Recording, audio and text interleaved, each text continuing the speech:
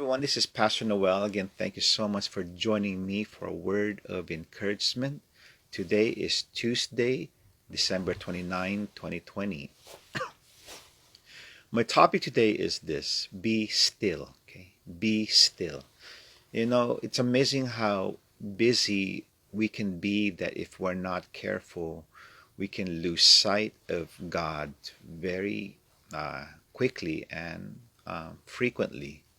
No wonder why the holiday season can overwhelm many people with anxiety or depression just because people forget to intentionally make time being still before the Lord or resting in God's presence. There's a very popular verse in Psalms 46, verse 10, which says, "Be still and know that I am God." Amen. Be still and know that I am God. The question is, what does being still means? What does being still means? The word "be still" has a different shade of meaning in the Bible. It can mean as to give slack, okay, or to wait upon, or to let go. And interestingly, another meaning could be to be weak, okay, WEAK, to be weak. Sadly, many are far from being still before the Lord. They have a very tight grip on their lives, on their issues, on their circumstances, believing that they can manage their situation, they can survive, they can thrive through their own abilities or their resources or whom they know, and with very little connection with God. Unfortunately, it will always end up in failure and frustration because, like what God says, um, nothing is impossible without me. With God, all things are possible. Without God, then we will not be able to overcome. Okay, being spiritually still before the Lord reminds us that we are finite, or excuse me, that we are finite and God is infinite.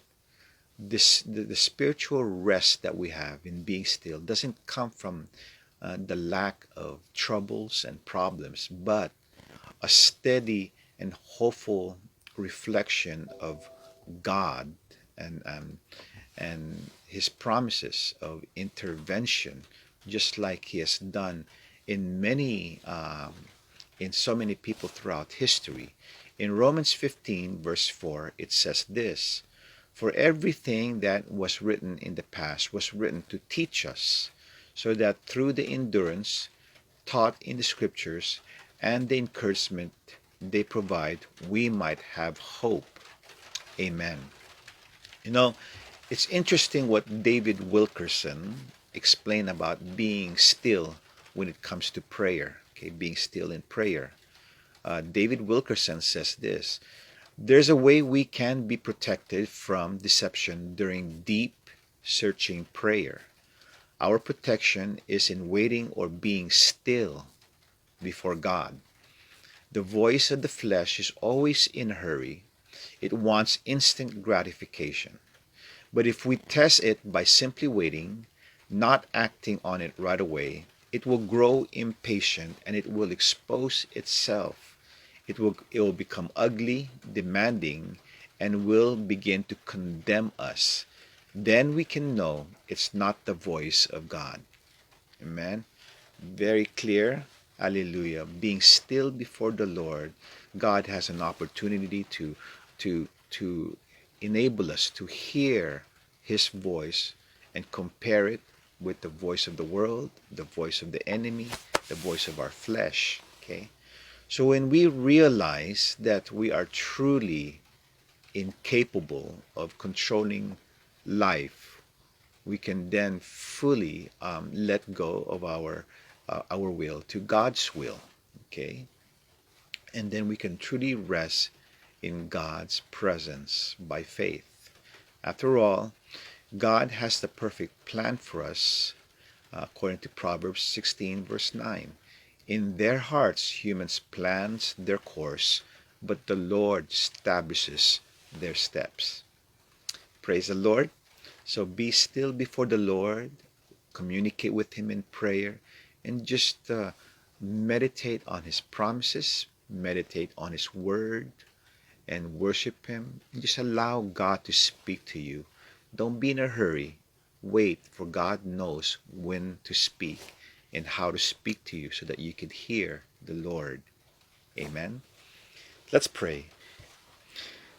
Dear God, teach and lead us, Lord, to be still before you, to rest and calmly believe that you know our needs, our situation, and you have the best answer for all our prayers, Lord. Thank you, Lord, for 2020, that in spite of the many challenges that it has brought us, Lord God, that we are still safe and that, Lord, you are in control. Jesus, as we enter 2021, we commit our lives, Lord God, to you. We surrender our lives to you, our future and all our worries, and that we will continue to trust and obey you, Lord God, in the power of your Holy Spirit. So, Lord, thank you for your immeasurable love. Thank you for the hope you place in our lives. And this we ask in Jesus' name. Amen. Hallelujah. So I hope you're blessed. I'll see you this Friday. And be careful this New Year celebration. Again, let's welcome New Year with so much hope and joy in the Lord. Okay, belated Merry Christmas and a blessed New Year to all of you. Bye-bye.